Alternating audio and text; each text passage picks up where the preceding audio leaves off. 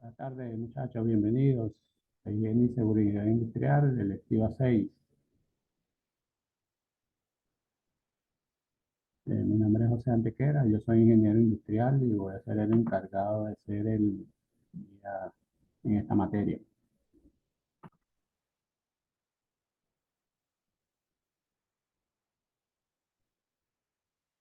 Bien, vamos a ver el concepto de seguridad industrial. Bueno, la seguridad industrial es una disciplina de la ingeniería que se encarga del estudio de los riesgos y peligros inherentes a la actividad laboral. Podemos decir que un conjunto de principios, leyes, criterios y normas formuladas cuyo objetivo es controlar los riesgos de accidentes, daños tanto para las personas como los equipos, materiales y el medio ambiente donde se está desarrollando toda la actividad, ya sea empresarial, una empresa de servicios, etc. Como nos dice aquí, la seguridad industrial es responsabilidad de todos. Entonces nosotros como futuros ingenieros, industriales, civiles, mantenimiento mecánico, arquitectos, vamos a tener bajo nuestro mando personas que supervisados. Nosotros debemos velar por crear ambientes seguros y que estas personas que se desempeñan en esos lugares cumplan con las normas establecidas para que trabajen con seguridad, para evitar que esas personas no vayan a ocurrir un accidente laboral. Ok. Bien, tenemos el concepto de higiene industrial. Bueno, la higiene industrial va de la mano de la seguridad industrial, pero podemos decir que la higiene industrial es una ciencia y arte dedicado al reconocimiento, evaluación y control de aquellos factores ambientales o tensiones emanadas que pueden afectar la salud en el ámbito de trabajo y provocadas en el lugar de trabajo, que pueden ocasionar enfermedades entre los trabajadores y los ciudadanos de la comunidad, que se entiende por salud el completo bienestar, tanto físico, mental y social. Entonces, la higiene industrial, como nos dice esta definición, debe en el ambiente de trabajo reconocer todos aquellos factores de riesgo. Aquí, por ejemplo, tenemos riesgos de tipo físico. Ahí estamos hablando, por ejemplo, de ruido, falta de iluminación, vibraciones, riesgo biológico cuando está en presencia de virus, bacterias, de animales en descomposición, riesgos psicosociales que tienen que ver con el exceso de trabajo, mucha presión de los supervisores, riesgos químicos que tienen que ver con el manejo de sustancias químicas, vapores, polvos, partículas. Y, por ejemplo, aquí también tenemos riesgos ergonómicos, ¿ok? Por trabajos repetitivos, ambiente no ergonómico. Entonces, la parte de higiene industrial se encarga de evaluar esos factores y ver que no tomar las medidas necesarias para que no vaya a ocurrir una enfermedad ocupacional.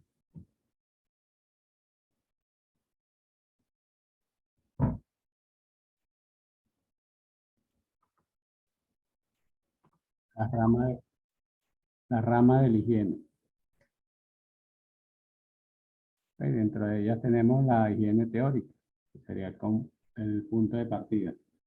La higiene teórica entonces se encarga del estudio de los contaminantes y su relación con el hombre. Estos estudios se hacen a través de estudios epidemiológicos y experimentación con animales y personas, ¿ok? O en sitios donde están presentes los agentes contaminantes y que las personas están en riesgo. Un ejemplo de ello, por ejemplo, aquí tenemos la norma COVENIN de fluido ocupacional. Entonces aquí en esta norma COVENIN nos indica los límites de exposición que una persona para ciertos decibeles, de acuerdo a la jornada de trabajo. Por ejemplo, para una jornada de trabajo de 8 horas, esta norma nos indica que la persona debe estar puesta a niveles menores a 85 decibeles. ¿Para qué? Para que no pierda una capacidad, no pierda su capacidad auditiva. Entonces, ese valor de exposición fue realizado en la higiene teórica, ¿sí? Mediante estudios que se han hecho en lugares donde está expuestos los trabajadores a niveles de ruido. En la higiene de campo se realiza un estudio de reconocimiento del ambiente, así como también de las condiciones de trabajo. Entonces, en la higiene de campo ya entonces el higienista o el que está encargado de la parte de seguridad industrial debe ver cuáles son esos ambientes ruidosos, qué maquinaria me generan ruido, trabajos que generan ruido. Entonces ahí, ¿para qué? Para ver cuáles son esos ambientes ruidosos y qué medidas se pueden tomar. La higiene analítica entonces realiza la investigación del análisis cualitativo y cuantitativo. Acuérdense que un análisis cualitativo viene de acuerdo a la percepción del higienista o del que esté encargado de la parte de seguridad. Diría que si este ambiente es muy ruidoso, poco ruidoso, hay una percepción cualitativa. Si es cuantitativa, entonces debe utilizar un instrumento de medición para hacer la medición correspondiente del agente contaminante. En este caso, si nosotros vamos al ejemplo del ruido, entonces tendríamos que usar este aparato que está aquí, que es un decibelímetro o un sonómetro. Entonces, se toman las muestras y entonces en función a eso ya me va a dar la medición.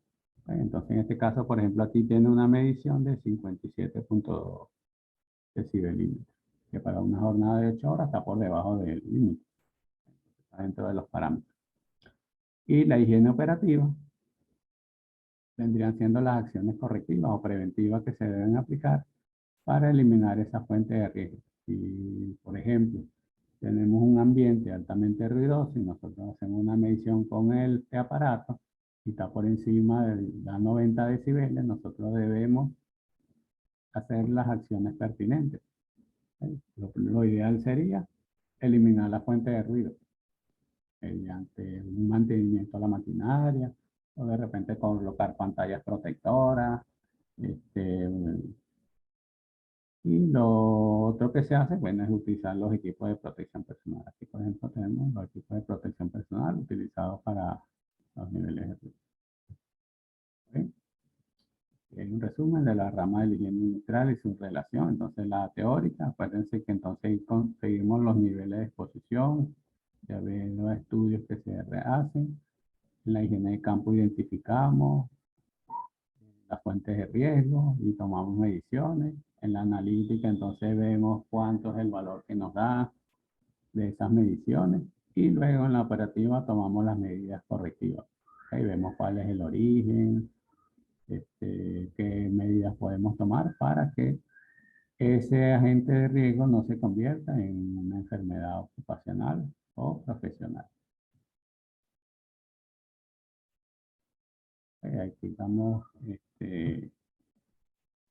la LOXIMAT, Ley Orgánica de Prevención, Condiciones y Medio Ambiente de Trabajo. Aquí la tenemos en la LOXIMAT.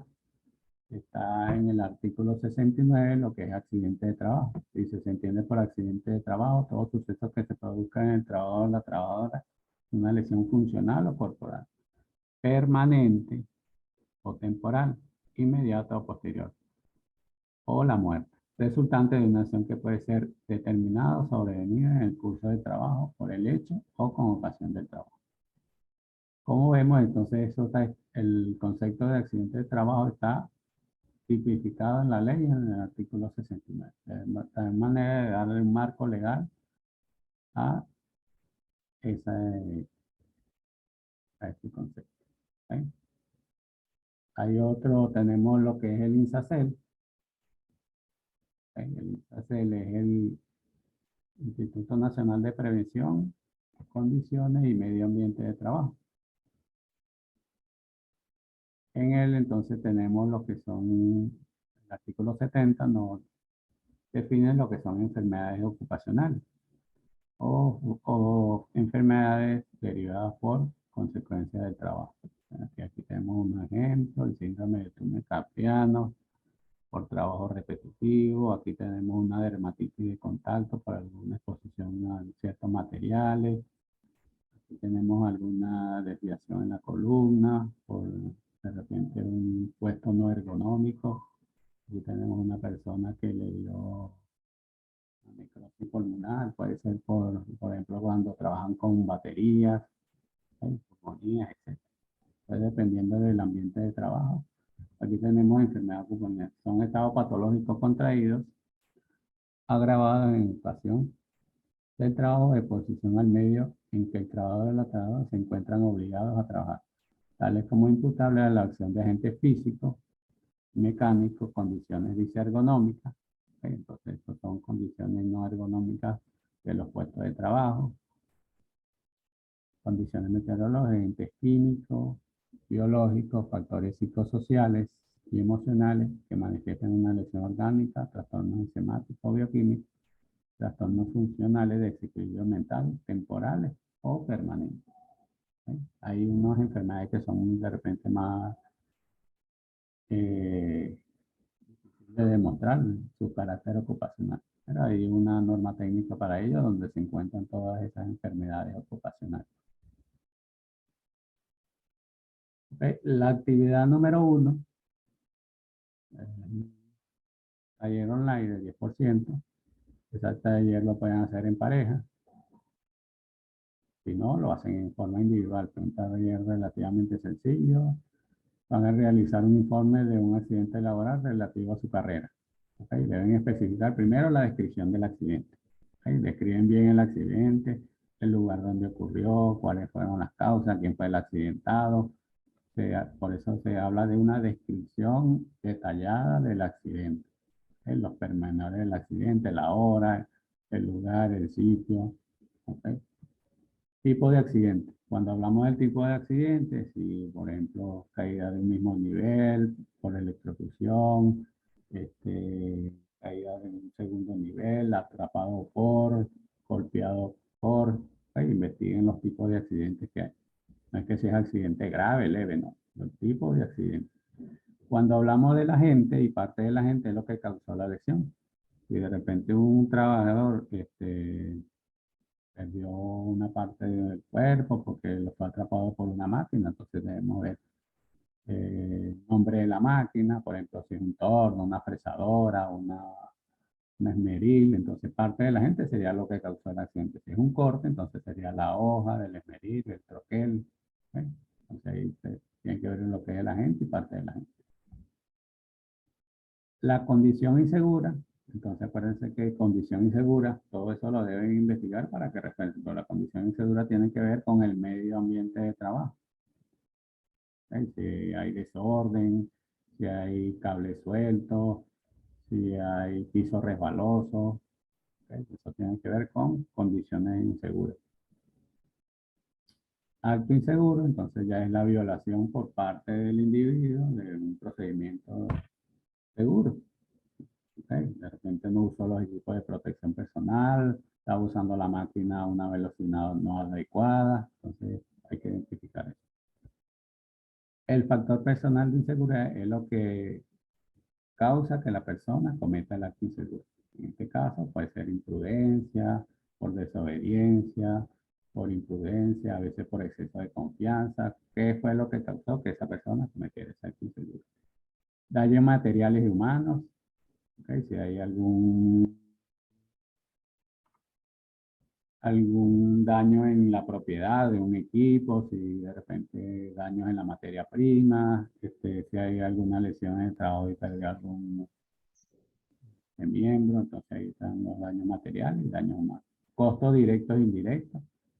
Costos directos si hay alguna lesión, si costos de traslado, costos por concepto de reposo, entonces investigan qué es lo que son costos directos e indirectos.